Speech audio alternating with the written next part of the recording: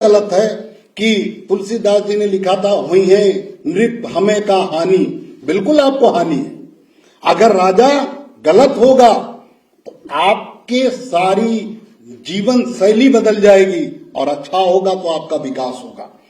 आपको अब चूंकि मैं आगे बढ़ूं उससे पहले आजकल ओपिनियन पोल बहुत हो रहे हैं, सर्वेज बहुत हो रहे हैं, सारे मीडिया चैनल दिन रात सर्वे दिखा रहे हैं।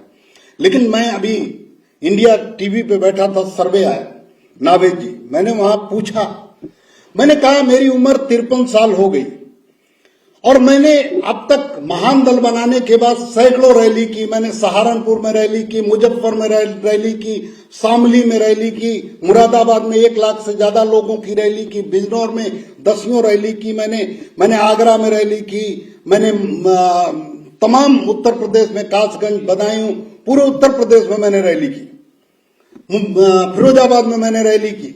लेकिन मैंने हर रैली में मुख्य रूप से पूछा, पब्लिक से पूछा कि इनमें जितने लोग बैठे हैं उनमें से हाथ उठा के बताओ जिससे किसी टीवी चैनल ने किसी भी चुनाव से पहले पूछा हो कि आप वोट किसको देने जा रहे हो।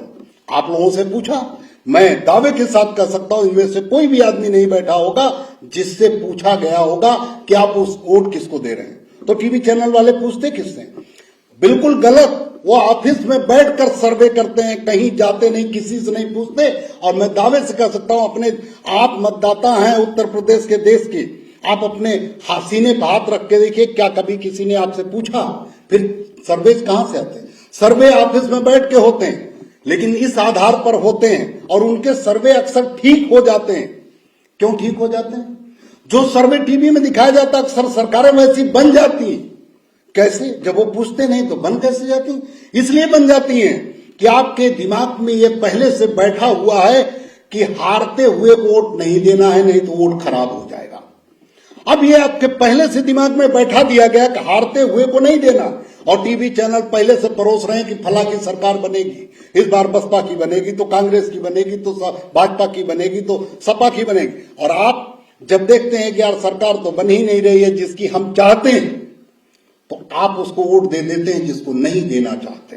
लेकिन इस बार उत्तर प्रदेश के लोग मेरी बात सुन रहे हैं, देश के लोग मेरी बात सुन रहे हैं। उत्तर प्रदेश का चुनाव मैं अपील करूंगा कि इस बार टीवी चैनल का सर्वे देखकर हराने जिताने के नाम पर वोट न देकर अपनी आत्मा पर, अपने केशव देव मौर्य के कहने पर नहीं, अखिलेश यादव जी के कहने पर नहीं, योगी जी के कहने पर नहीं, अपनी हाथ रख लीजिएगा सीने पे कि किसने अच्छा काम किया था और किसके शासन में आप परेशान हुए हैं, उसको वोट दे दीजिएगा जो अच्छा काम किया। मैं नहीं कहने आया हूं कि आप समाजवादी पार्टी को वोट दे दीजिएगा, महान दल को वोट दे दीजिएगा। लेकिन आप सोचिए क्या क्या बातें आती हैं। भारतीय जनता पार्टी को मीडिया में चैनल पे बैठते हैं लोग, क्या बड़ी बड़ी बातें करते हैं। क्या कहते हैं? कहते हैं सबका साथ सबका विकास नारा। लेकिन आपको मालूम है एक नारा और भी लगा था आज से 40 साल 50 साल पहले। इंदिरा गांधी जी ने नारा लगाया, गरीबी हटाओ, गरीबी हटाओ। हटी गरीबी? अगर नारे से सारा काम हो जाता तो इससे सुंदर कुछ हो नहीं सकता था। लेकिन नारा केवल लुल्लू बनाने के लिए लगाया जाता, नारे का कोई महत्व नहीं। जो लोग कहते हैं सबका साथ और सबका विकास, वो किस तरह की हरकत करते हैं। कोरोना काल में कुंभ मेले का स्नान हुआ पाबंदियों के साथ, अच्छा हो, लेकिन स्कूल नहीं खुला। 3 साल से बच्चों का कैरियर बर्बाद हो रहा है। कहते हैं कि कोरोना बच्चों को पकड़ लेगा। कुंभ मेले में नहाने भी तो बच्चे गए थे, मैंने देखा, तब वहां तो बच्चों को कोरोना नहीं होता।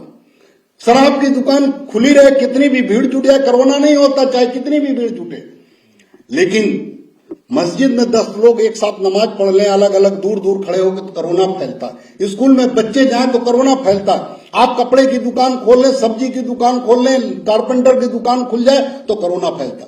ये आपको गुमराह करने की, ये सबका साथ सबका विकास नहीं, ये सबका वोट लेना है लेकिन विकास कुछ लोगों का करना है, ये उनकी नीति है। और एक मुझे किसी कवि का लिखा हुआ याद आ रहा है कि उन्होंने कहा, अधिक अन्न उपजाओ, अधिक अन्न उपजाओ, अधिक अन्न उपजाओ का जो नारा लगाते हैं, दरअसल भरपेट वही खाते हैं।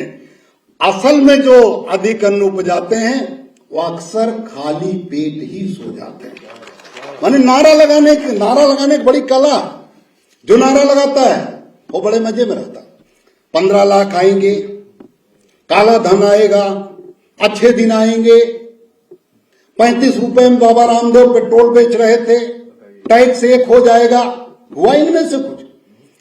गाय के नाम पर उत्तर प्रदेश और देश की सरकार पिछली आई 2017 और 19 की, 14 की, सैनिक के नाम पर बड़ी बड़ी बातें हुई।